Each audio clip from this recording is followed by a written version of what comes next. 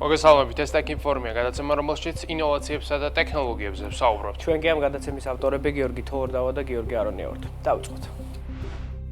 სამხრეთ კორეულმა ტექნოლოგიურმა გიგანტმა Samsung-მა საზოგადოებას ახალი თაობის smartphone-ები წარუდგინა. ამჯერად ვიხილეთ ორი ძირითადი მოდელი, რომლებიც განეკუთვნებიან გასაშლელ დასაკეთს კატეგორიას. ამ შემთხვევაში ვხედავთ Fold 7 და Flip 7 და ჩვენი საუბარი პრინციპში შეგვიძლია დავიწყოთ სწორედ Fold 7-ით, რომელიც არის გასაშლელი კატეგორიის smartphone, ბაზარზე წარმოდგენილი ერთ-ერთი ყველაზე დიდი smartphone და ამავდროულად ერთ-ერთი ყველაზე ძვირადღირებულიც, რადგანაც იგი დაახლოებით 2 ჩვეულებრივი smartphone-ის ფასი ღირს. ამჯერად Samsung-მა ახალ ფლაგმანურ მოდელში ჩააშენა ახალი ტიპის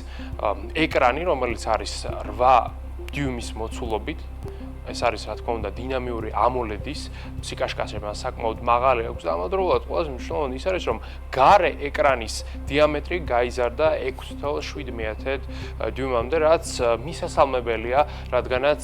გარკვეული პერიოდის განმავლობაში მთავარი საჩივარი სწორედ ის იყო, რომ გარე ეკრანი იყო შედარებით ვიწრო და მისი გამოყენება არ იყო კომფორტული, ამიტომაც მომხმარებელს ყოველთვის ყველაფრისთვის უწევდა smartphone-ის გაშლა, რაც მაგალითად გზაში სიარულისას ან ავტომობილის მართვისას არის ძალიან რთული. მოკლედ, ამ მიმართულებით ძალიან კარგი განახლება გვაქვს, ასევე ისიც არის მნიშვნელოვანი, რომ smartphone-ი გაცილებით უფრო თხელი გახდა და ახლა უკვე მისი თითოეული კუთხის სისქე შეადგენს 4.2 მმ-ს, ანუ ის დაკეცილ მდგომარეობაში, როდესაც ორივე მხარე ერთმანეთს ეხება, დაახლოებით იმ ზომისაა, რა ზომისაც არის სტანდარტული smartphone-ი, ანუ როგორც იქნა ამ მიმართულებით დიდი პროგრესი ნამდვილად არის. და ყველაზე მნიშვნელოვანი განახლება წელს პრინციპში უკავშირდება ფლაგმანური ფუნქციონალის გამოჩენას Fold-ში. აქამდე ასე იყო გაყოფილი, რომ ფლაგმანური ფუნქციონალი ჰქონდა მხოლოდ S Ultra სერიას, მაგრამ წელს უკვე Fold-იც გახდა ფაქტობრივად Ultra სერიის გამგზელებელი, რადგანაც აქ არის შაშენებული უკვე მთავარი 200 მეგაპიქსელიანი კამერა, რომელიც Ultra-ს აძლევს იმ შესაძლებლობებს, რითიც ის არის ზოგადად ცნობილი, მათ შორის ფანტასტიკური ზუმი, აგრეთვე შესანიშნავი ფოტოები, გარჩევადობის მაღალი ხარისხი, ეს ყველაფერი უკვე ახალ Fold-შიც იქნება ხელმისაწვდომი. ამავდროულად, რა თქმა უნდა, სხვა კამერებიც ფლაგმანური არის და ამასთან ჩაშენებული არის ფლაგმანური პროცესორი, რომელიც არის Snapdragon 8 Elite, სპეციალურად Galaxy-ისთვის შექმნილი, ანუ მარტივად რომ ვთქვათ, Boost პროცესორი არის. იგი, რომელიც ძალიან მაღალი წარმადობით გამოირჩევა. აგრეთვე ამ smartphone-ში, რა თქმა უნდა, არის ხელმისაწვდომი სტანდარტულად Galaxy AI, რომელიც უკვე ლამის 2 წელია ბაზარზე არის და შეგვიძლია ვთქვათ, რომ ეს არის ერთ-ერთი ყველაზე სრულყოფილი გასაშლელი smartphone, რომელიც დღეს ბაზარზე გვხვდება, თუმცა თავად გასაშლელ smartphone-ებს სხვა პრობლემები აქვთ, რაც ექსკლუზიური არ არის მხოლოდ Samsung-ისათვის. ამ პრობლემებს მომხმარებლები ზოგადად ისედაც ყოველთვის აწყდებიან, თუმცა მიუხედავად ამისა, ასე ტიპის smartphone-ებზე მოთხოვნა მაინც საკმაოდ მზარდია. გასაშლელ smartphone-თან ერთად Samsung-მა წარმოადგინა დასაკეცი smartphone-ი, რომელსაც სახელწოდება Galaxy Z Flip 7, ანუ ამ მიმართულებითაც ახალ თაობასთან გვაქვს საქმე. ეს არის ყველაზე თხელი და მსუბუქი Flip მოდელი, რომელიც აქამდე გვინახავს. მისი წონა არის სულ რაღაც 188 გრამის, კომპაქტურია ჯიბეში, მარტივად ეტევა, ხელის გულზეც ეტევა და აქვს რამდენიმე ეკრანი, როგორც მიჩვეულები ვართ დასაკეცი smartphone-ებისგან. ძირითადი ეკრანი არის 6.7 დიუმის გაშლის, ხოლო ის მცირე ეკრანი, რომელსაც ვიყენებთ მაშინ, როცა ტელეფონი დაკეცილ მდგომარეობაშია, მისი გაშლა არის 4.1 ინჩი, სიკაშკაშე 2600 ნიტი, ამ მიმართულებით ყველაფერი. კარგად არის, პროცესორი არის 3 ნანომეტრიან არქიტექტურას დაფუძნებული, რომელიც აღჭურვილია სპეციალური ნეირონული ბირთვებით, რაც უზრუნველყოფს Galaxy AI-ის სრულყოფილ ფუნქციონირებას. ეს არის ერთ-ერთი მთავარი ეგრეთ წოდებული selling point-ი, უპირატესობა, რომელიც Samsung-ის smartphone-ებს აქვთ მის პირდაპირ კონკურენტთან, Apple-თან და iPhone-ებთან მიმართებით, რადგან iPhone-ებში დაანონს დამართალი Apple Intelligence-ი, მაგრამ ჯერაც არ გამოჩენილა ის, მათ შორის არც იმ beta update-თან iOS 26-ისა, რომელიც უკვე ზოგიერთმა ადამიანმა, მათ შორის მე ვიხილეთ, როგორც ამბობენ, სექტემბერში უკვე გამოვა სრულყოფილი update-ი, სადაც გამოჩნდება Apple Intelligence-ის ფუნქციონალი, მაგრამ ის ხელმისაწვდომი იქნება მხოლოდ ახალი თაობის ტელეფონებზე, რადგან მას სჭირდება ახალი პროცესორი, განახლებული პროცესორი, რომელსაც აქვს ნეირონული ბირთვები. კამერებს რაც შეეხება, აქვს 2 მაგი ერთი 50 მეგაპიქსელიანი ფართო გაშლის კამერა და 12 მეგაპიქსელიანი ულტრა განიერი კამერა, ბატარეა უფრო ხანგრძლივია, როგორც წესი წლიდან წლამდე ვითარდება ეს მიმართულება, უფრო ცოტათი ყოველწლიურად ინკრემენტალურად იზრდება ბატარეის ხანგრძლივობა და ფერები არის ლურჯი, შავი და წითელი, რადგან ფლიპის ძირითადად საბაზრო აუდიტორია მაინც არის Gen Z თაობა, ახალგაზრდა ადამიანები და მათ მოსწონთ ფერადი და კაშკაშა ტელეფონები, ამიტომაც შექმნა smartphone-მა Galaxy Z Flip 7. ამერიკული ტექნოლოგიური გიგანტი Apple დიდ ტრანსფორმაციას განიცდის და ეს ტრანსფორმაცია მიმდინარეობს კომპანიის მენეჯმენტში, რადგანაც Apple მიუხედავად იმისა, რომ მაღალ ტექნოლოგიური და ცვალებადი კომპანიაა, ზოგადად გამოირჩევა სტაბილური მენეჯმენტით, რომლებიც როგორც წესით იქ წარმოდგენილი პიროვნებები თავიანთ თანამდებობებს იკავებენ მრავალი 10 წლეულის განმავლობაში, რადგანაც Apple ფიქრობს 10 წლეულებში. ის არ აკეთებს გათვლას მხოლოდ და მხოლოდ მომავალ წელზე და მომავალ კვარტალზე. Apple უმიზნებს როგორც წესი ყოველთვის პლუს-მინუს 10 წელიწადს და ამ მიმართულებით სტრატეგიული გადაწყვეტილებების მიღება არის კრიტიკულად მნიშვნელოვანი, მაშინ როდესაც საქმე გაქვს 3 ტრილიონიან კომპანიასთან და ამ კომპანიის ერთ-ერთი ყველაზე მნიშვნელოვანი მენეჯერი ტოვებს თავის თანამდებობას, ეს არის Jeff Williams-ი, რომელიც არის საოპერაციო დირექტორი. საოპერაციო დირექტორი, ანუ COO არის ადამიანი, რომელიც პასუხს აგებს კომპანიის ყოველდღიურ საქმიანობაზე და Apple არის კომპანია, რომელიც ფაქტობრივად ყველა კონტინენტზე ოპერირებს, მას აქვს გაყიდვების არხები აბსოლუტურად ყველგან, წარმოება არის გადატანილი აზიაში, დიზაინი იქმნება ამერიკაში, აღსრულება მიმდინარეობს ნაწილის ამერიკაში, ნაწილის ტაივანში, ძალიან რთული კომპლექსური ჯაჭვი არსებობს Apple-ისა, რომელიც ყოველთვის უნდა მოქმედებდეს უწყვეტად, წინააღმდეგ შემთხვევაში კომპანიას გაუჭირდება მომხმარებლებისათვის პროდუქციის მიწოდება, როგორც თქვი, პლანეტის ყველა კონტინენტზე და ლამის 190 ბაზარზე, რაც საკმაოდ რთული ამოცანაა და ეს ადამიანი წლების განმავლობაში ამ ამოცანას შესანიშნავად ართმევდა თავს, რადგანაც Apple-ზე კარგი შედეგი პლანეტაზე სულ 1-2 კომპანიას თუ უჩვენებია, თუ კი განვლილ 30 წელიწადს გავითვალისწინებთ, ის ერთ-ერთი ყველაზე მაღალ მოგებიანი და მაღალ შემოსავლიანი კომპანია, რომელიც ზრდის დინამიკას არ აჩერებს. ეს ადამიანი ტოვებს თანამდებობას, ეს გადაწყვეტილება არის გააზრებული, ეს არის იმპულსური გადადგომა ან რაღაც მსგავსი, ის უბრალოდ გადის პენსიაზე, რადგანაც ფიქრობს, რომ მიაღწია უკვე თავის კარიერულ პიკს და შეგვიძლია ვთქვათ, რომ დაიღალა კიდეც ამდენი წლით მუშაობით, რადგანაც როგორც თქვი, მრავალი 10 წლეულია უკვე Apple-ში არის წარმოდგენილი და Apple-ის CEO-ობა მარტივი საქმე ნამდვილად არ არის, ხოლო ამ პოზიციას ახლა უკვე დაიკავებს სავი ხანი, რომელიც აგრეთვე არის Apple-ის ვეტერანი, 30 წელიწადზე მეტი ამ კომპანიაში მუშაობს და სწორედ საოპერაციო დეპარტამენტის ვიცე-პრეზიდენტია იგი, ანუ მან ზუსტად იცის Apple როგორ მუშაობს და აქაც გასაკვირი არ არის, რომ მის ადგილს სწორედ ხანი დაიკავებს, რადგანაც Apple-ში ასეთი ჩვევაა ზოგადად, როდესაც მიდის მაღალი, ასე ვთქვათ, ლეველის მენეჯერი, მის ადგილს როგორც წესი იკავებს მისი ვიცე-პრეზიდენტი, რადგანაც Apple-ში ძალიან მნიშვნელოვანია, რომ ადამიანს, რომელიც გაუძღვება ამ კომპანიას, ზუსტად ჰქონდეს წარმოდგენა და ცნობა იმასთან დაკავშირებით, თუ რას აკეთებს ეს ამერიკული ტექნოლოგიური გიგანტი. თუმცა იყო გავრცელებული ინფორმაცია მედიაში მრავალი ხნის განმავლობაში, რომ Tim Cook-ის შეცვლილად მოიაზრებოდა Jeff Williams-ი თავის დროზე, მაგრამ ახლა ის პენსიაზე გავა. შესაბამისად, ეს უკვე სიმართლეს არ შეესაბამება და გარკვეულწილად Apple-ში ეს დაადასტურეს, რადგან თქვენს, რომ თავად ეს როქირება, რომელიც საოპერაციო დეპარტამენტის შიგნით შედგა, იყო მრავალი წლის წინ შეთანხმებული, გასული და ამისთვის მთელი კომპანია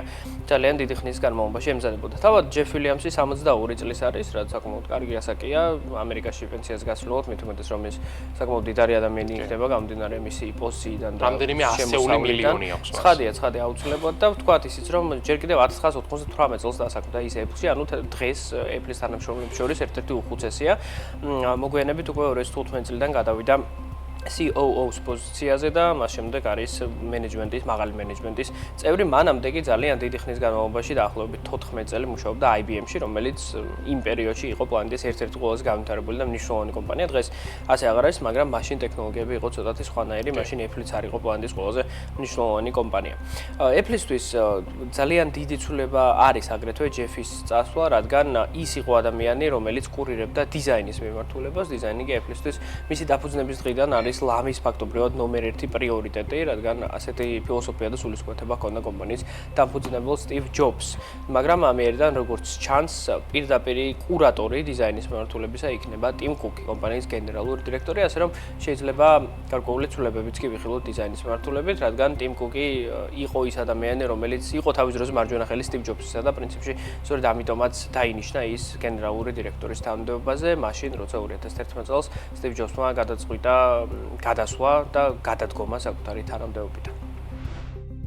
ჯეკ დორსი, რომელიც საკმაოდ ცნობილი ანტრეპრენიორია და ძირითადად მისი სახელი მაინც მის ყველაზე მნიშვნელოვან მიღწევას Twitter-ს უკავშირდება, ახალ წამოწყებას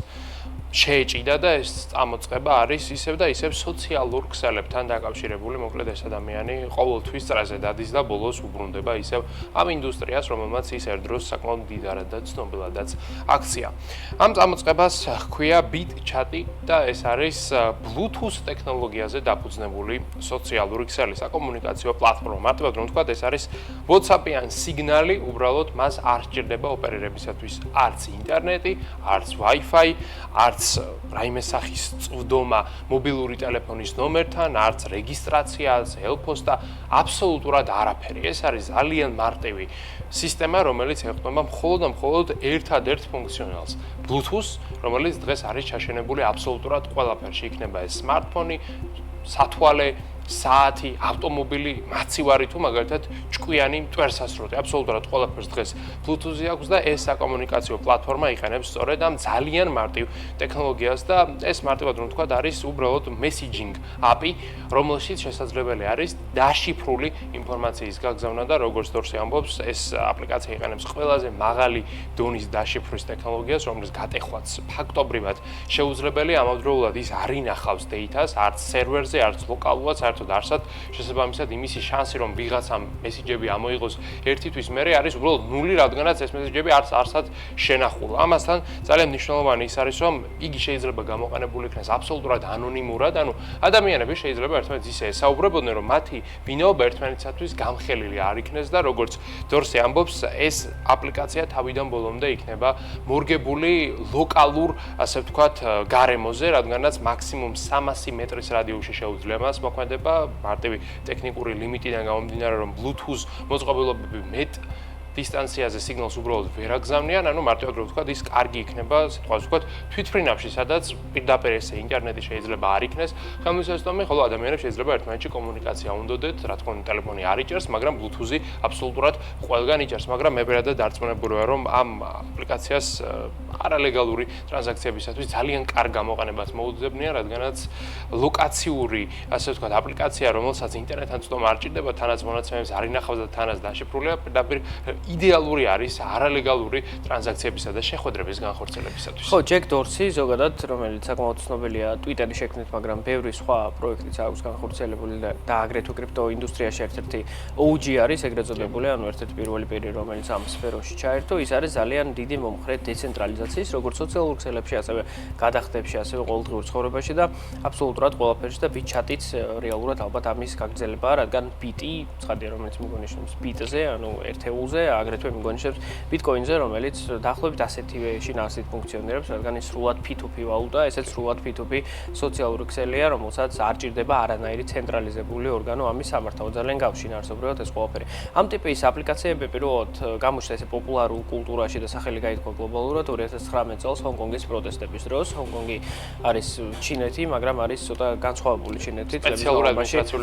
წლების განმავლობაში იყო უფრო რბილი პოლიტიკა იქ, ბევრად მეტი ფული ტრიალებდა, ადამიანები უფრო თავისუფლად ცხოვრობდნენ, მაგრამ ბოლო წლებში ძალიან გამკაცრდა იქაც ყველაფერი, მათ შორის სოციალური ქსელების კონტროლი და ასე შემდეგ გაცილებით უფრო მკვეთრი გახდა ყველაფერი, ვიდრე იყო აქამდე, რასაც მოყვა ძალიან ბევრი ადამიანის პროტესტი, ახალგაზრდები იყვნენ განსაკუთრებით ჩართულები, რის გამოც მოკლედ ძალიან ხშირად ითიშებოდა ინტერნეტი მთელ ჰონკონგში, რაც აპრობირებული პრაქტიკა, როგორც ესე ავტორიტარულ ქვეყნებში ამას ხშირად აკეთებენ, აგერ ირანშიც იყო მსგავსი შემთხვევა თავდასხმების დროს და თავდასხმებამდე, რათა კიბერშეტევის საფრთხე და ზოგადად რაღაცა ინფორმაციის გავრცელების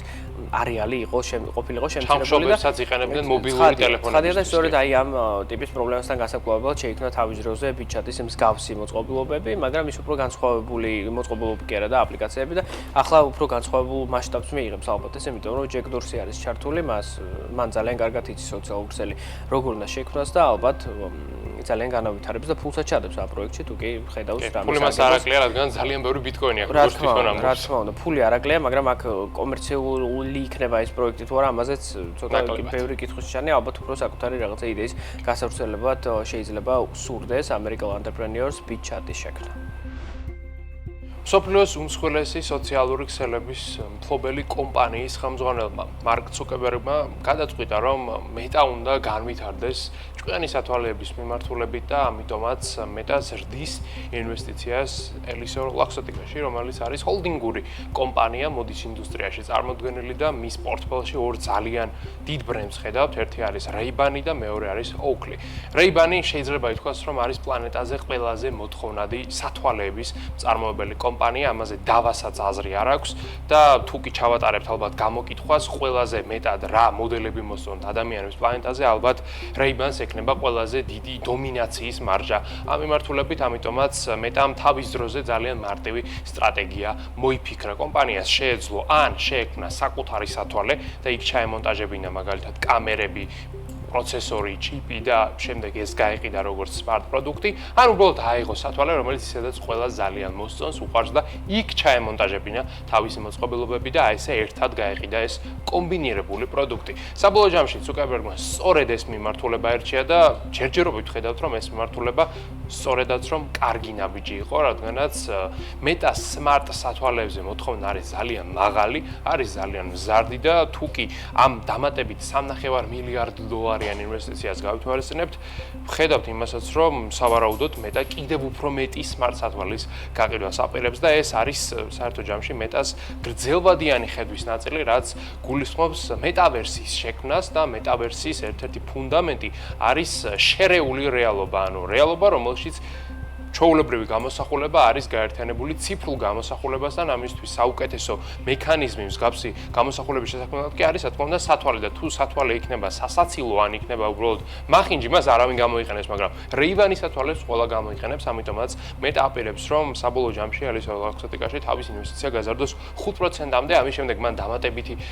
მარეგულირებლისგან დასტური უნდა მიიღოს, რადგანაც ეს ძალიან დიდ გარიგებაზე გავა და ამის შემდეგ შეიძლება თეორიულად უკვე მეტა ერთ-ერთი ყველაზე მსხვილი აქციონერიც კი გახდეს ამ ჰოლდინგის. ხო, ვთქვათ ისიც, რომ ეს გარიგება არ არის ბრენდომად მოხდარი, ანუ შემთხვევით ამისთვის ძალიან დიდი ხნის განმავლობაში ორივე კომპანია იმზადებოდა, ჯერ კიდევ 2021 წელს გამოვიდა მაშინ Ray-Ban Stories-ის სახელით ცნობილი პირველი ჭკვიანი სათვალე, ძალიან საინტერესო პროდუქტი იყო თავის დროზე, რევოლუციური, ყველა გამოცემა ამაზე წერდა და ძალიან დიდი პოპულარობით სარგებლობს დღემდე მეტას და Ray-Ban-ის კოლაბორაციით შექმნილი სათვალეები, ამ მიმართულებით მათ კონკურენტი უბრალოდ არ ყავთ, რადგან ეს მართლა სათვალეა და არ არის რაღაცა ტექნოლოგიური კომპანიის მიერ მოფიქრებული გაჯეტი, რომელსაც აქვს სათვალის ფორმა. არა, ეს პირველ რიგში არის სათვალე, რომელსაც ისედაც მილიონობით თუ არა და მილიარდობით ადამიანი იყენებს პლანეტაზე ყოველდღიურად, რადგან Ray-Ban როგორც შენახს სწორად ახსენა ყველაზე პოპულარული ბრენდია სათვალეებისა და ამიტომაც მოკლედ ძალიან კარგ ფუნდამენტზე არის დაშენებული ეს თანამშრომლობა. ცხადია, Ray-Ban-ი ერთ-ერთი ბრენდია, რომელიც ელისორ ლაქსოტიკაში შედის, გარდა ამისა არის Oakley, არის კიდევ რამდენიმე ძალიან მნიშვნელოვანი და ცნობილი ბრენდი, მათ შორის რეგიონული მოთამაშეები, მაგრამ მთავარი დაწოლა მაინც კეთდება Ray-Ban-ზე. მაგრამ გამდინარე იქიდან, რომ არა Ray-Ban-ის, არამედ ელისორ ლაქსოტიკას მეწილე ხდება მე და ეს მისცემს საშუალებას, რომ რომელი ბრენდიც დასჭირდება მომავალში, ის ბრენდი განავითაროს და შეიძლება ვიხილოთ ისეთი ვითარება, რომ ყოველდღიური სათვალეებისთვის, ჭკვიანი სათვალეებისთვის იყოს Ray-Ban-ი, ხოლო მაგალითად სპორტული, ნიშური სათვალეებისთვის იყოს